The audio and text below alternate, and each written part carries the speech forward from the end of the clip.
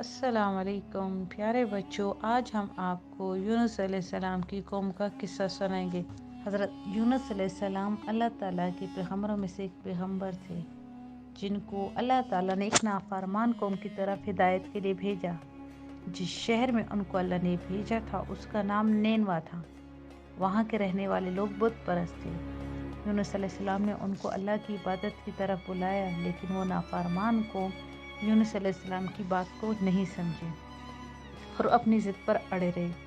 یونس علیہ السلام نے ان کو بہت سمجھایا، لیکن انہوں نے جب نہیں سمجھا تو یونس علیہ السلام مایوس ہو کر اللہ تعالیٰ کے حکم کا انتظار کیے بغیر وہ شہر چھوڑ کر نکل گئے۔ جب وہ بستی سے باہر چلے گئے تو قوم کو یہ بول کر گئے تھے کہ تم پر اللہ کا عذاب آئے گا۔ قوم نے اس بات کو مذاق سمجھا کہ یونس علیہ السلام جو کہہ رہے ہیں ایسا کچھ ہونے والا نہیں۔ یونس علیہ السلام جیسے ہی بستی چھوڑ کر گئے تھے، وہاں پر تھوڑے تھوڑے کالے بادل آنا شروع ہو گئے، جو عذاب کی علامت تھی۔ یونس علیہ السلام جب سمندر کے کنارے پہنچے اور کشتی میں سوار ہو گئے تو تب کشتی میں سوار ہونے کے بعد ایک سمندر میں طوفان آنا شروع ہو گیا۔ یونس علیہ السلام کا زمانہ جو تھا، اس وقت یہ سمجھا جاتا تھا کہ کشتی میں کوئی نافرمان شخص سوار ہے، جس کی وجہ سے یہ طوفان آیا ہے اور کشتی پر مصیبت پڑ گئی ہے۔ وہاں پر سب کشتی والوں نے کوڑا ڈالا۔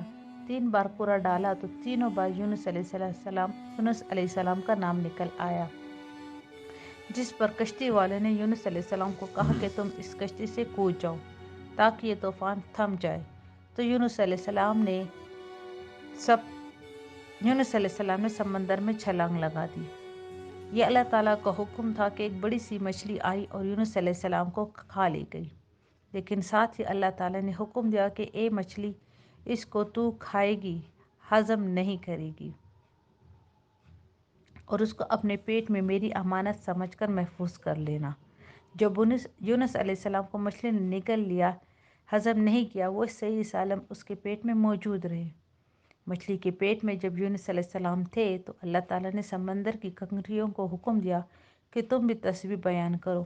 وہ تسبیح یہ تھی: لا الہ الا انت سبحانک انی کنت من الظالمین۔ جب کنکریاں یہ پڑھتی تھی تو یونس علیہ السلام نے اس کو محسوس کیا اور انہوں نے خیال کیا کہ شاید میں اپنے رب کی نافرمانی کر کے نکلا ہوں، تو اب یہاں پر مجھے میرا رب ہدایت دے رہا ہے اور کنکریوں کے ذریعے سے مجھے سبق سکھا رہا ہے۔ یونس علیہ السلام نے یہ سبق پڑھنا شروع کر دیا اور یہ ورد وہ کرتے رہے۔ تب اللہ تعالیٰ نے حکم دیا کہ مچھلی اب میری امانت کو اپنے پیٹ سے باہر نکال دے۔ یعنی جب مچھلی سمندر سے باہر آئی اور اس نے یونس علیہ السلام کو اگل دیا اور ان کو ساحل سمندر پر پھینک دیا، تو یونس علیہ السلام مچھلی کے پیٹ میں پانی میں رہ کر بالکل ایسے پلپلاتے ہوئے گوشت کی طرح ہو گئے تھے جیسے ایک چھوٹا بچہ۔ اللہ تعالیٰ کے حکم سے وہاں کدو کا درخت اگایا۔ جیسے کہ کدو کے پتے بہت بڑے بڑے ہوتے ہیں، یونس علیہ السلام اس کے سائے میں رہتے تھے۔ اللہ نے ایک جنگلی بکری کو حکم دیا کہ تم یونس علیہ السلام کو دودھ پلایا کرو۔ یونس علیہ السلام تھوڑا تھوڑا کر اپنی صحتیابی کی طرف لوٹ آ رہے تھے۔